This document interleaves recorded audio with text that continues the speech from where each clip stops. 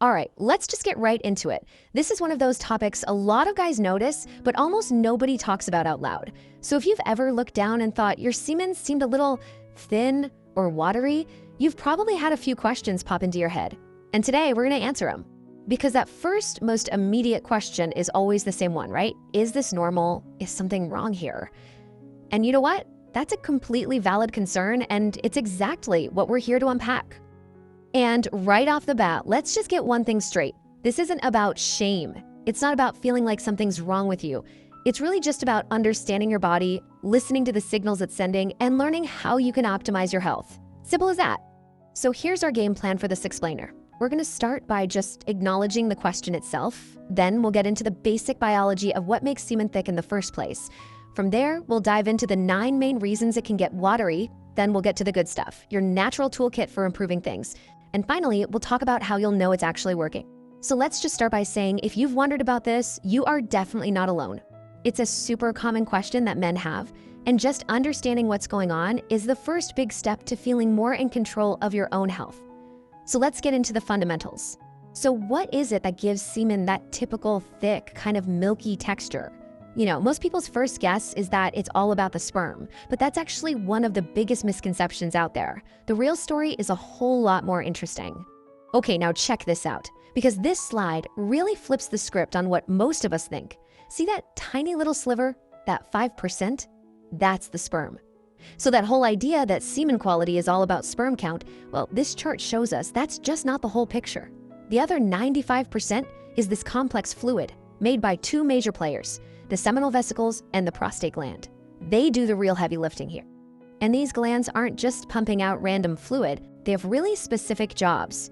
Think of the seminal vesicles as the fuel station and the gel factory. They produce fructose, that's the energy for the sperm, and these crucial proteins that help the semen get its thick consistency. Then the prostate comes in and adds its own special mix of enzymes and nutrients that affect the final texture and protect the sperm on their journey. So bottom line, healthy glands are what create that thick, high-quality semen. All right, so now that we get how this amazing, intricate system is supposed to work, let's talk about what happens when something throws a wrench in the works.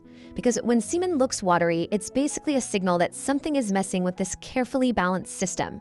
So let's look at the most common reasons why that might be happening. Now we have to start with the one that everybody immediately jumps to: low sperm count. And look, even though sperm is only 5% of the total volume, it does add to the overall density. So if that concentration is low, yeah, the fluid can definitely seem thinner. And this is a perfect way to think about it. Seriously, imagine you're making a smoothie. If you put in way too much water or milk, but you skimp on the bananas, the berries, the protein powder, what do you get? You just end up with a thin, watery drink, right? It's the exact same principle. You just don't have enough of the key ingredients to give it that good texture. Now, pretty much all the other causes fall neatly into one of 3 main buckets. So if we're going to play detective here, we need to look in 3 key areas. First, is it a factory problem? You know, issues with how the glands and hormones are functioning. Second, could it be a logistics problem? So things related to ejaculation itself. Or third, might it be a plumbing problem, like a blockage or some inflammation getting in the way?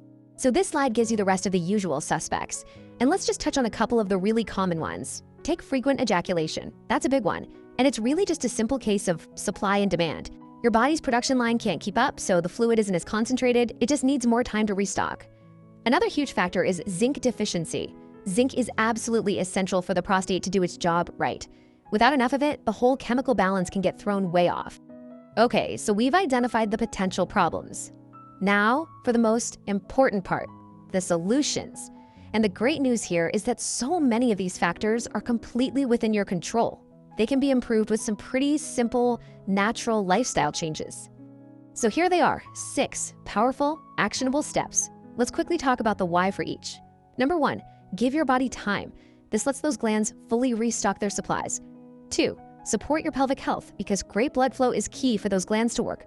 3, prioritize zinc. It is a non-negotiable building block. 4, strength train and get some sun.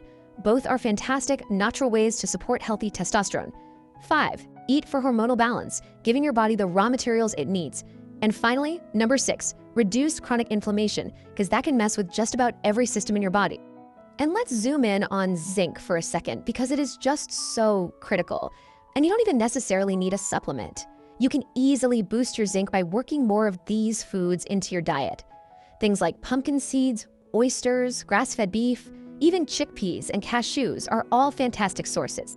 And for that overall hormonal health we talked about, you want to focus your diet on these core building blocks. We're talking high-quality protein, lots of healthy fats from things like avocados and nuts, and those awesome cruciferous veggies like broccoli and kale.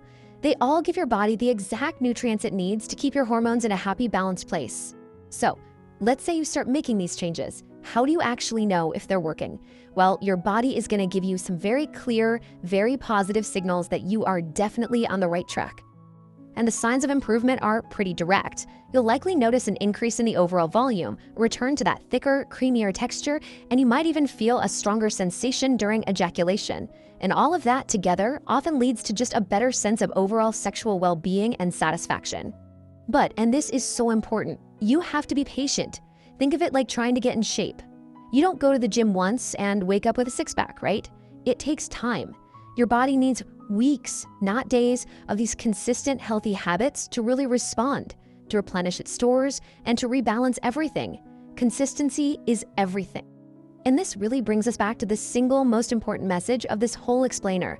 If you take just one thing away, let it be this. Seeing watery semen shouldn't make you feel like you've failed. Instead, try to see it as a signal.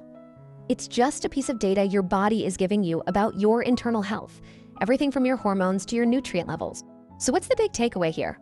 It all boils down to a pretty simple idea. Your body is constantly talking to you. Watery semen is just one of the many signals it can send. And paying attention to that signal can open the door to improving your overall health in a huge way. So the real question to leave you with is, what other signals is your body sending you? And are you listening?